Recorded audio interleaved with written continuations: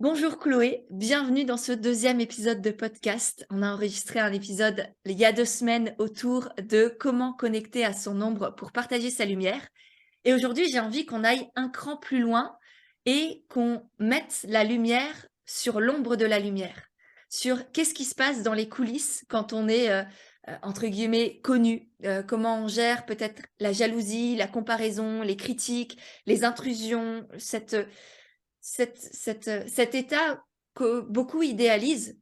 On est beaucoup à avoir envie, voilà, d'être connu, d'avoir plein d'abonnés, une super communauté, d'écrire plein de bouquins, de faire des conférences et cetera et on se rend peut-être pas forcément compte d'à quel point ça peut être challengeant et je sais que tu as vécu des choses qui, toi aussi, t'ont à la fois permis de grandir, d'avancer, de voir des parts de toi et qui, en même temps, sont loin d'être faciles à vivre au quotidien et dans une vie de d'être humain lambda.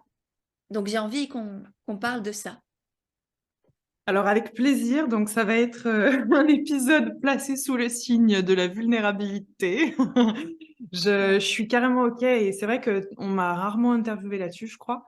Donc avec plaisir pour partager tout ça, je vais essayer de le faire avec sincérité et tu vois, tu dis qu'il y a plein de choses qui m'ont fait grandir. Il y a aussi plein de choses où j'ai pas encore retenu les apprentissages parce que c'est encore pas tout à fait guéri, intégré, etc.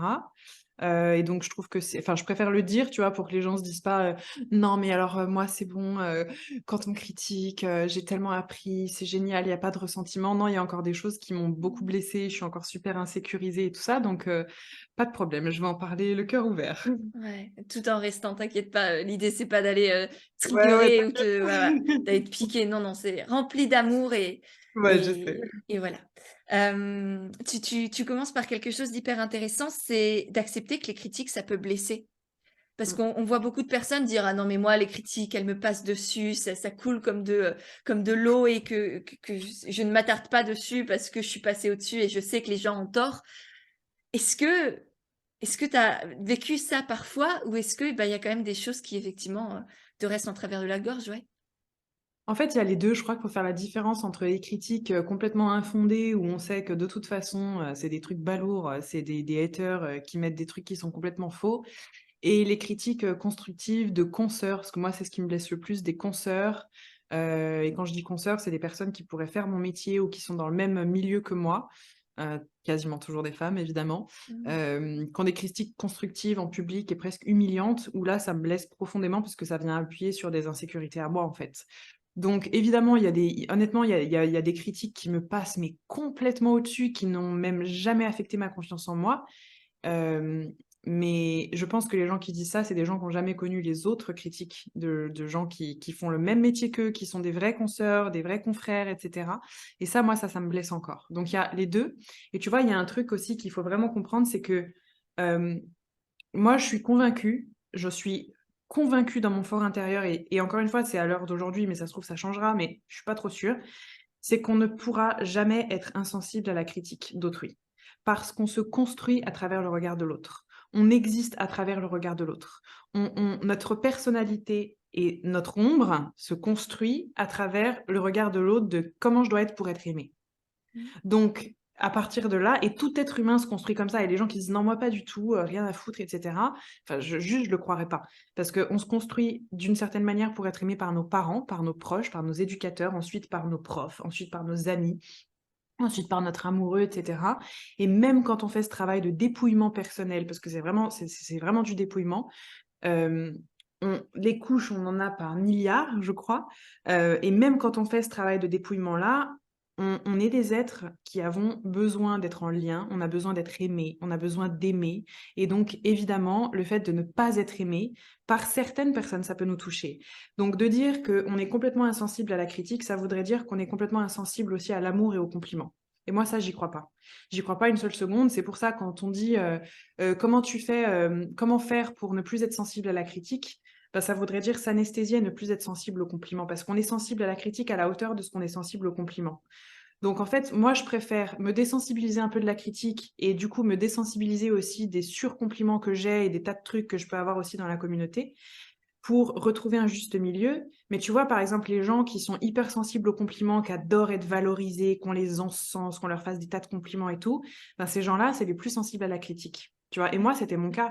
Si j'ai commencé sur les réseaux sociaux et par être sur scène et tous les gens qui font ce métier d'être mis en lumière, heu, à travers les réseaux sociaux ou à faire de la scène ou à écrire des livres, c'est parce qu'on a un besoin de reconnaissance. Je crois qu'il faut le reconnaître, en fait, avec Ouais, sincérité. C'est on on est a besoin de lumière. orgueilleux, on aime être vu et entendu et d'une certaine manière presque admiré. Si on Ouais, est en tout cas moi personnellement, honnêtement oui, j'aime ça. ouais, ouais.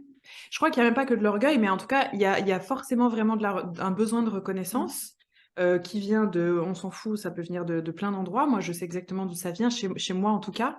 J'avais besoin de reconnaissance, donc j'ai commencé à faire ce métier-là. Et quand tu as besoin de reconnaissance et que tu commences à faire ce métier-là, génial, au début, tu le trouves parce qu'on dit que c'est génial ce que tu fais, on dit que tu es belle, on dit que tu es forte, on dit que tu réussis, il y a des gens qui te likent tes trucs et tout.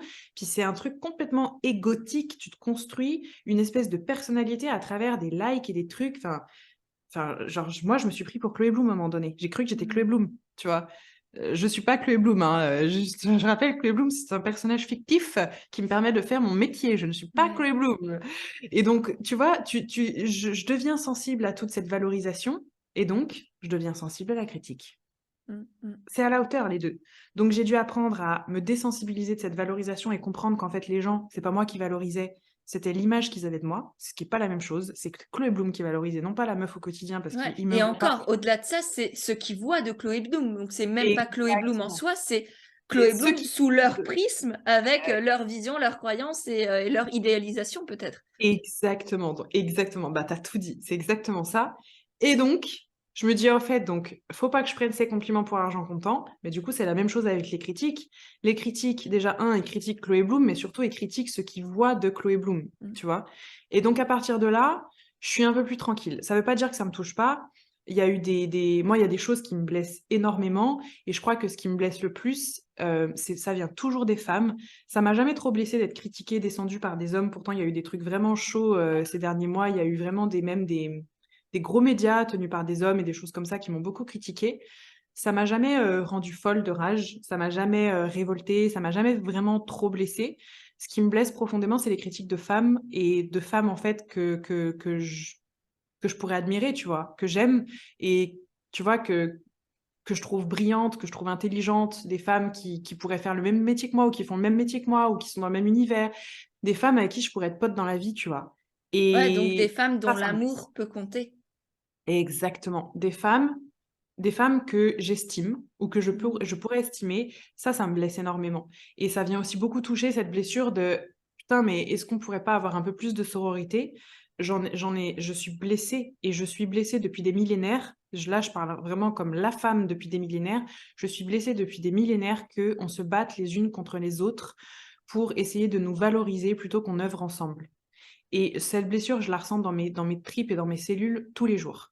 Tous Mmh. les jours, je ressens cette blessure qu'on porte tout en nous, je sais que tu l'as aussi, en fait, on va forcément être détesté par des femmes ou valorisé par des femmes. Il y a jamais d'entre-deux, c'est jamais à moitié et on n'est pas tendre entre nous et c'est comme si on était en concurrence constamment alors qu'il y a pas de concurrence, il y a de la place pour tout le monde, tu vois? Ouais.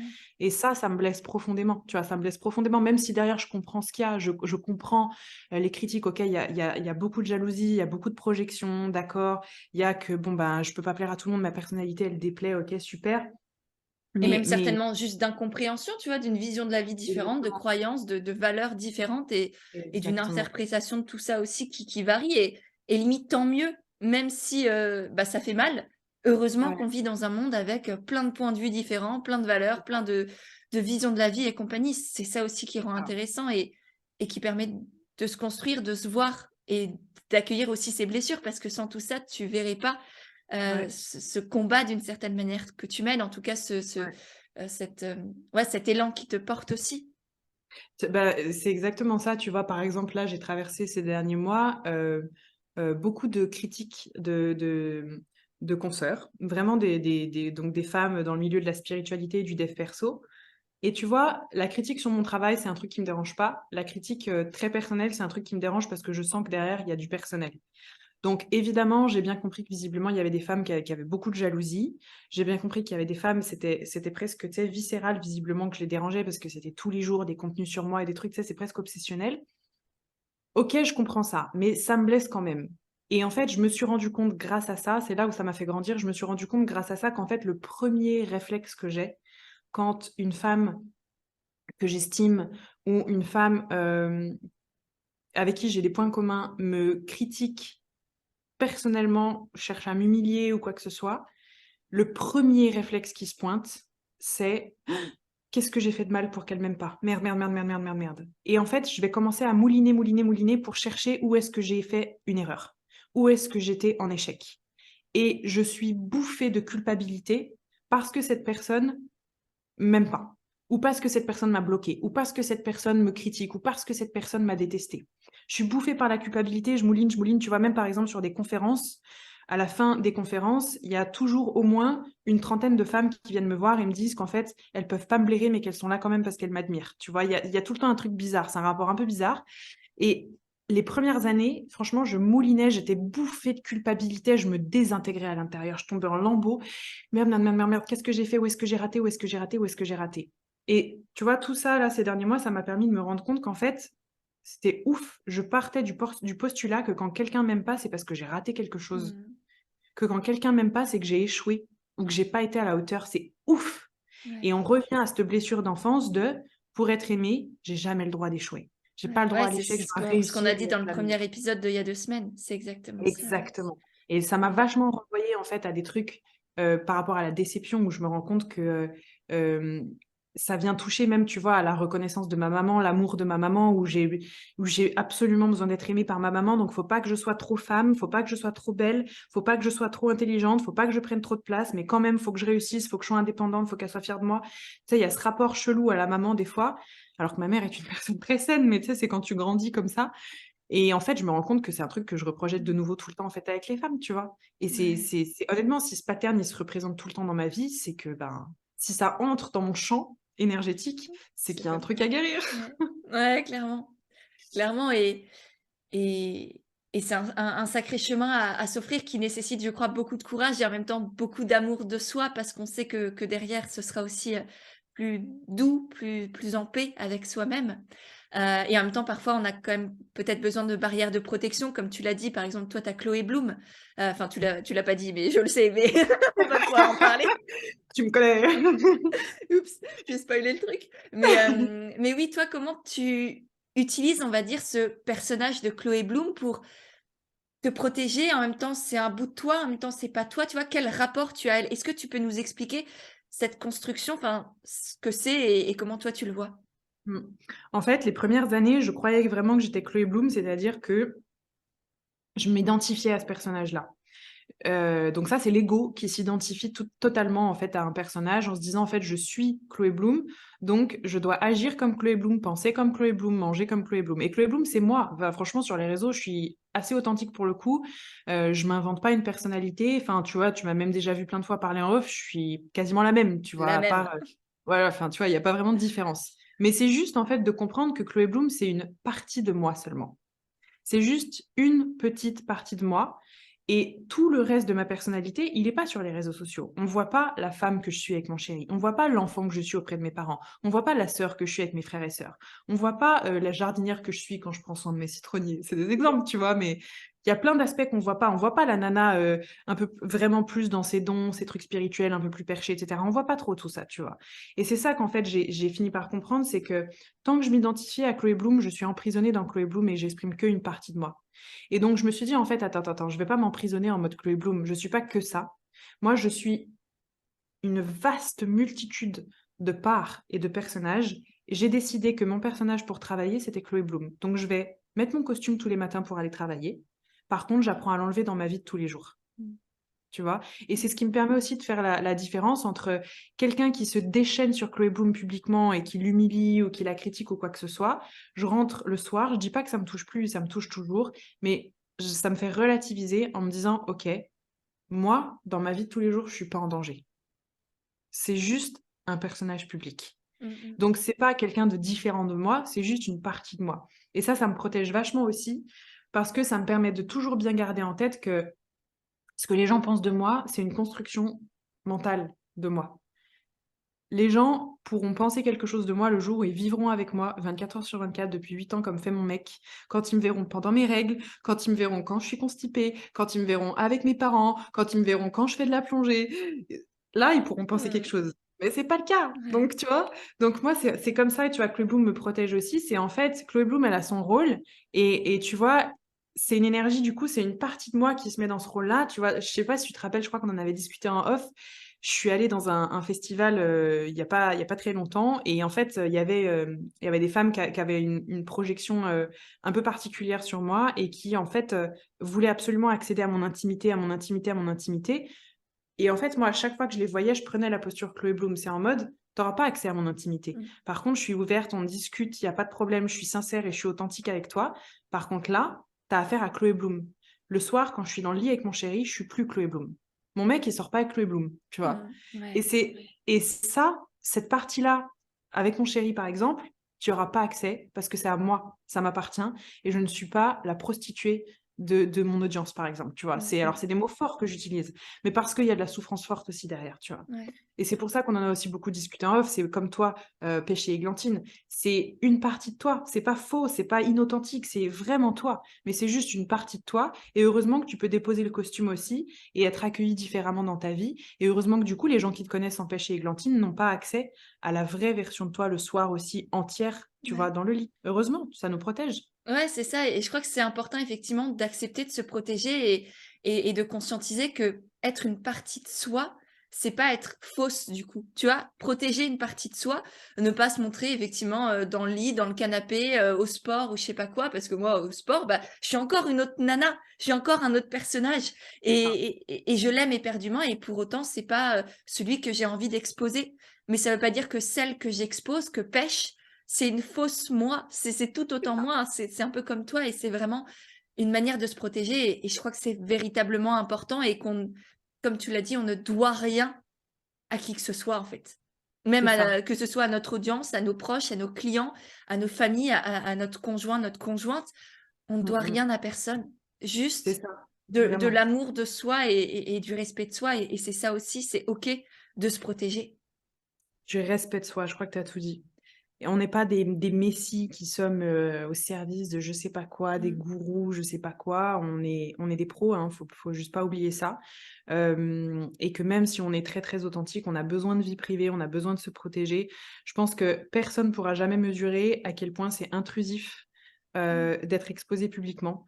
J'en avais fait un épisode de podcast tout entier qui s'appelle, je crois, La vérité derrière les réseaux sociaux ou un truc comme ça. Je crois que Ouais, je parle de 10% je de le ce qui m'est mettrai dans arrivé. les notes de l'épisode alors. Enfin, tu me l'enverras et comme ça, Tu vois, je je le parle de mettrai. 10% de ce qui m'est arrivé. Je parle des gens qui achètent des programmes à mon chéri pour pas les faire, mais pour essayer de lui demander mon numéro en cours de coaching pour avoir accès à moi, de gens qui me traquent, des gens qui m'attendent en bas de chez moi, des gens qui contactent mes parents pour essayer d'avoir accès à moi, mon numéro, mon mail, des gens qui recherchent l'adresse de mes parents pour leur écrire, des gens qui étaient avec moi en primaire ou au collège qui réapparaissent toutes les semaines bientôt pour aller boire des cafés avec moi, soi-disant. Enfin, tu vois, c'est des trucs alors que je suis personne, je suis pas quelqu'un de connu, je suis pas quelqu'un de Mmh. connu, je suis juste une meuf qui a du monde sur les réseaux sociaux, on parle pas de célébrité, tu vois? Ouais, ouais, ouais. Et Ouais, tu je pas connais Brad Pitt, Angelina mais Jolie ou grave! compagnie et en même temps Je sais ouais. pas ce qu'ils doivent vivre ces gens-là, mais les gens qui Mmh. doivent être vraiment connus, mais ils doivent vivre un enfer, tu vois? Ouais. Et je crois que personne peut vraiment mesurer ça avant de le vivre. Donc c'est pour ça que le but, c'est pas de décourager qui que ce soit ici avec cet épisode, c'est juste qu'on peut pas être prêt à ce qui nous attend quand on s'expose et heureusement parce que moi, si j'avais su ce que c'était, je l'aurais jamais fait. Mmh. Vraiment, je le dis avec sincérité, si j'avais su le prix à payer, je l'aurais jamais fait.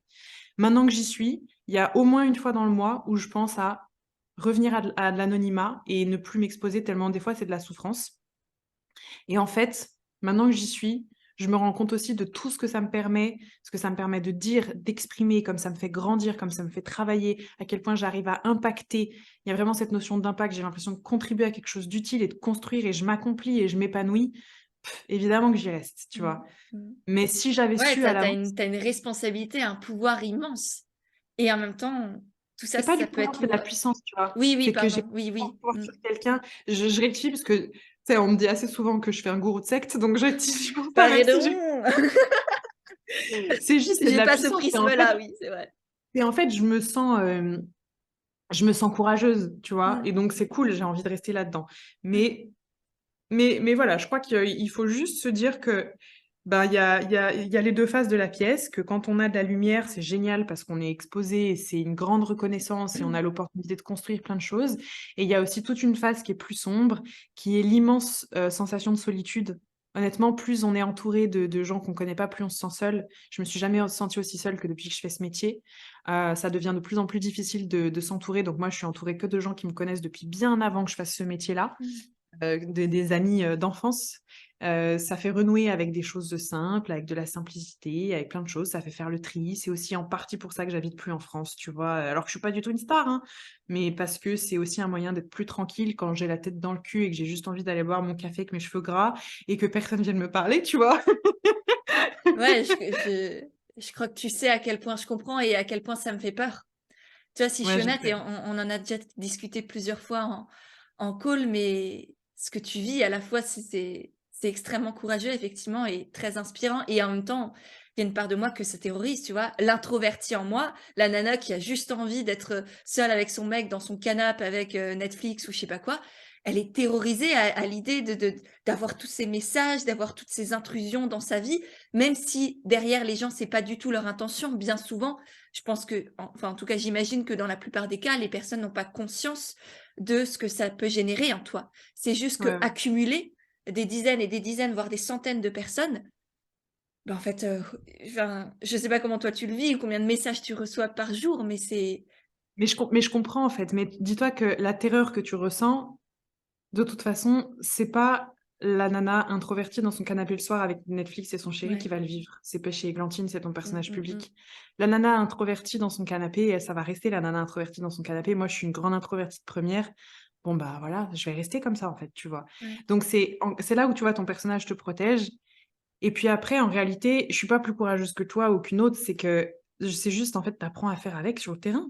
Tu vas apprendre à poser tes limites. Bon, bah, génial. Moi, il y a des gens qui arrivent à avoir mon numéro WhatsApp, je ne sais pas comment, et il y a des gens qui me connaissent, je sais pas, de la fac, qui donnent mon numéro à des potes à eux parce qu'ils savent ce que je suis devenue, machin, et cetera. Ça me rend des barges. Bon, bah, j'apprends à mmh, poser mes limites, j'apprends à avoir des conversations très désagréables, j'apprends à mettre des stops. J'ai dû aussi me séparer de gens dans mon équipe, et cetera, parce qu'il y a des trucs en jeu. Ça me fait grandir, ça m'apprend mes défauts, ça m'a montré mon incapacité à poser mes limites, ça m'a montré plein de trucs, tu vois? Bon, bah, voilà, on apprend quoi, c'est la vie. De toute ouais, façon, honnêtement, Pêche, je te dis un truc, c'est que si on arpente ce chemin, c'est que comment je peux le formuler? C'est que c'est là qu'on doit aller pour guérir le plus de nos blessures. Je suis quelqu'un qui a terriblement peur du regard des autres, qui a beaucoup de honte, beaucoup de complexes. Je veux être Miss exceptionnelle, Miss parfaite. Je fais le métier qui m'expose le plus à mes peurs. Complètement con, la fille. Mais c'est ça la vie. ouais, C'est ouais, qu'on non, mais choisit clairement, quasiment tout le temps le chemin qui va nous mettre face à nos plus grosses frayeurs et nos blessures pour aller les transcender. Bon ben, mmh mh. oh quoi, on a signé pour ça. Ouais et du coup, encore une fois, c'est à la fois terrorisant, en même temps rempli d'amour pour soi parce que c'est là où on transcende, on traverse ces peurs, on les guérit pas, on les fout pas de côté, on les anéantit pas. Nos peurs, je crois qu'elles restent là ad vitam aeternam. C'est juste que on apprend à les traverser avec chaque fois un peu plus de confiance, de conscience, de «je suis là avec moi et quoi qu'il arrive, ce sera le cas» et donc dans tous les cas, ouais, je serai à Bon, mes côtés, on va se tenir la main et ça va être douloureux, on va nous secouer dans tous les sens, mais on va en sortir grandi avec encore plus d'amour à l'intérieur, c'est d'amour en exact. soi et à partager aussi du coup aux autres. Mmh mh. C'est exactement ça, c'est que tu peux pas vivre une vie en évitant tout le temps la peur. La peur, ça fait partie de la vie, la souffrance, ça fait partie de la vie. On a signé pour ça, hein, sinon on serait pas là. Mmh mh. Bon, bah, voilà, à Ou partir du sinon on moment où vit pas, sinon on vit en mode survie comme si on était dans comme si on était un cadavre dans un mais c'est entre ça, 2 planches quoi, c'est pareil mais c'est sinon. ça. Tu deviens pas courageux si tu connais pas la peur, tu connais pas la lumière si tu connais pas l'ombre, tu deviens pas fort si tu connais pas la faiblesse, tu grandis pas si tu acceptes pas d'être diminué. On en revient toujours à ce même concept, donc bon. Bon, bah, voilà, moi j'ai décidé de passer les portes, je sais que toi aussi et puis, bah, voilà, on se retrouve de l'autre côté. Ouais, clairement. Et un dernier sujet que je voulais aborder avec toi, c'est comment tu gères peut-être la comparaison, la jalousie, les critiques, tu vois? Mais pas tant sur ce que tu fais que, sur les blessures que ça peut venir toucher chez l'autre. tu vois, j'ai écouté tes stories ce matin et du coup, c'est pour ça que ça m'y fait penser des critiques que tu peux recevoir par rapport à ce que l'autre ressent de ce que tu partages. Donc, on est déjà dans une stratosphère très, Ouais. très intérieure, mais néanmoins, comment toi, tu vis et tu vois ça? Ça dépend des périodes. Il y a des périodes dans lesquelles, je prends ça avec beaucoup de sagesse et je me rends compte qu'en fait, ces gens-là sont juste en train d'exprimer leurs blessures et qu'ils ont besoin de beaucoup d'écoute et de compassion. Il y a d'autres périodes dans lesquelles je suis hyper agacée parce que franchement, j'ai pas le time et les gens qui se victimisent, ça me gonfle. C'est bon, tu peux te prendre en main. Je fais des podcasts, depuis 5 ans pour ça. Tu vois? C'est hyper, dur. Là, c'est dur Mmh ce que mh. je dis, tu vois? Et ça, c'est dans les périodes quand je suis stressée, quand je manque de compassion et cetera. Et puis, il y a d'autres périodes dans lesquelles, ça vient rappuyer sur des blessures du style: «Merde, qu'est-ce que j'ai fait de mal?» Tu Ouais. vois? Parce L'enfant que, fautif dont tu ben parlais aussi tout à et l'heure? c'est ça l'enfant fautif, exactement. Tu vois, des franchement, des personnes jalouses, bon, ben, j'en aurai toujours et enfin, je te dis, moi, il m'est arrivé des trucs, mais je débarque dans des séminaires, où on est 50, il y a 30 femmes, il y en a 15 qui passent leur temps à me critiquer en se disant: «Ah ben, j'aurais au moins espéré que tu sois une grosse connasse, parce que déjà tu es belle, tu as un mec qui est beau, tu réussis, tu vis sous les tropiques, tu es bien foutue, mais en plus de ça, tu es sympa», ça fout vraiment les boules, tu vois? Enfin, tu sais, ce genre de réflexion, enfin voilà et ça vient trigger, ça vient vraiment déclencher l'enfant fautif chez moi. Mmh. Donc je suis pas sûre de te dire que je gère vraiment, j'essaie juste de me rappeler que ces gens-là, en fait, ils projettent leurs blessures et que c'est aussi le rôle de Chloé Bloom de ne pas le prendre personnellement, de ne pas prendre les boules, de pas, s'agacer, mais plutôt de dire: «OK, eh ben, je peux te proposer ce contenu, ce podcast, cette Mmh. interview, ce livre, ce que tu veux et tu le prends si tu as envie». Ouais, Mais ouais. après, encore une fois, je suis pas là pour éduquer les gens, tu vois? Ouais, c'est ça, faut pas non plus tomber dans le mode sauveur. Enfin, moi, c'est quelque chose aussi que Non. que j'ai énormément appris ces derniers mois à dire, «Bah, tiens, tu peux aller voir, ce podcast-là» et pas essayer de sauver la personne, de faire de Ah ouais, l'accompagnement personnalisé en MP sur Instagram. Enfin, au bout d'un non, moment, c'est mon métier, je coach, je crée des formations comme toi et au bout d'un moment, on peut pas donner ça gratuitement. On donne déjà tellement sur nos podcasts, sur nos Instagram, sur, YouTube et compagnie que dans nos newsletters aussi, c'est mmh. juste pas possible, en fait. C'est pas Ouais, puis même juste. au-delà de ça, tu vois, moi je fais pas de coaching individuel, à part, tu vois, avec, enfin, si on peut appeler ça du coaching, mentoring, ce que tu veux, à part avec des entrepreneurs comme toi et cetera. Mais c'est aussi que, je veux pas que les gens me prennent pour, un sauveur ou une sauveuse parce que je me suis rendu compte qu'en fait c'est ça qui crée une espèce d'attitude fan, chelou, bizarre, Mmh. où je suis pas leur thérapeute, je suis pas leur psy, je suis pas leur mère et cetera, j'ai pas envie que les gens soient fans de moi et surtout j'ai pas envie que les gens dépendent de moi, tu vois? Donc moi mon but c'est juste que les gens ils se déploient, ils soient heureux, ils kiffent, ils prennent ce qu'ils ont à prendre et puis voilà, tu vois? Le but c'est qu'ils Mmh kiffent mh. leur vie. Donc voilà, je crois qu'il faut pas, sauver les gens. Maintenant il y aura toujours des gens qui projettent, des gens qui critiquent, des gens qui sont jaloux. Moi ce qui est sûr et certain, c'est que je suis gardienne des valeurs que je fédère et que je mets, que je porte. C'est vraiment, comme ça que je reconnais le leadership, c'est que pour moi, un leader, c'est quelqu'un qui est gardien de valeurs qui sont prônées. Et aujourd'hui, je prône des valeurs sur tous mes réseaux sociaux, dans mes contenus, mes programmes, et cetera et même en interview et je suis gardienne de ces valeurs-là, donc ça veut dire que je dois les défendre. Et à partir du moment où il y a des gens qui sortent un peu de ce cadre-là, qui commencent à plomber les autres, à me plomber, qui, je sens, sont pas dans la bonne vibe et qui, en fait, entachent ce qu'on peut trouver comme, ressources, dans tous nos contenus avec l'équipe et cetera. C'est pour moi, c'est une limite. Non, ça, c'est pas accepté et au revoir. Mmh mh. Et ça, tu l'as dès le départ ou tu as eu au début quand même cette tendance à vouloir aider chacun, les sauver presque? Ou dès le départ, Non, c'était, la règle était fixée? non, dès le départ, c'était en fait, je m'embrouillais avec les gens sur les réseaux parce qu'en fait, alors c'est hyper intéressant, mais c'est que du coup, dès qu'une critique venait piquer mon ego, je ressentais le besoin de me justifier Mmh. et tant que tu as besoin de te justifier, rappelle-toi, c'est que tu es pas sûr de toi. Ouais. Et à chaque fois que mon ego est piqué, même encore aujourd'hui, tu vois? Oh putain, où ça me démange de répondre, je me dis: qu'est-ce que ça vient mettre en danger chez moi? Qu'est-ce que ça vient piquer chez moi pour que j'ai absolument envie de me justifier et Ouais. absolument envie de répondre?» Et je réponds plus. Mmh. Génial. Ouais, c'est C'est inspirant. Et puis c'est tout ce dont on a parlé aussi dans notre premier épisode d'il y a 2 semaines, du coup, qui sera dans les Ouais. notes aussi pour celles et ceux qui l'ont pas encore écouté. Mmh. On va s'arrêter là. Merci infiniment, Chloé, pour tous ces partages hyper inspirants. Ouais, ta vision aujourd'hui de tout ça et ce que tu traverses, c'est aussi, je pense, des clés pour beaucoup qui peut-être idéalisent ce métier, idéalisent ce statut, t'idéalises toi ou je ne sais pas qui, ou peut-être Chloé Bloom plutôt. Mmh. Voilà, je pense que ça fait du bien aussi d'entendre tout ça pour revenir sur terre, revenir en soi et se dire est-ce que j'ai tant... Ouais, est-ce que j'ai cette admiration-là, est-ce qu'elle est justifiée ou... Voilà. Et s'autoriser soi aussi, mine de rien, à rayonner parce que c'est toujours des couches que l'on transcende, des peurs que l'on traverse et un peu plus de soi que l'on trouve aussi, je crois. Mmh. Je suis bien d'accord. Mmh. Merci beaucoup. Et puis, Merci. je mettrai tous les liens de ce dont on a parlé, évidemment, dans les notes de l'épisode. Tes réseaux, tes programmes sur le couple, sur l'ombre, la lumière, notre podcast et compagnie, pour que les personnes puissent aussi aller les découvrir. Et puis, je te souhaite une très, très belle journée et à très vite. Bisous. Merci, à très vite. Et voilà, c'est de nouveau moi. J'espère vraiment que cet échange t'a plu. Si c'est le cas, n'hésite pas à le partager sur Instagram. Tu auras les liens de nos comptes directement dans les notes de l'épisode. J'ai déjà hâte de voir tes petits retours, de pouvoir te lire et te repartager. Et si jamais toi aussi tu veux entreprendre en restant toi-même et aligné avec tes valeurs, je t'ai créé tout un guide gratuit pour entreprendre avec authenticité et naturel. Tu auras le lien aussi pour le télécharger directement dans les notes de l'épisode et ensuite je te le renverrai par email. Il est rempli de conseils, d'astuces, de petits exercices à faire pour t'aider à développer ton projet et faire en sorte qu'il te ressemble vraiment pleinement.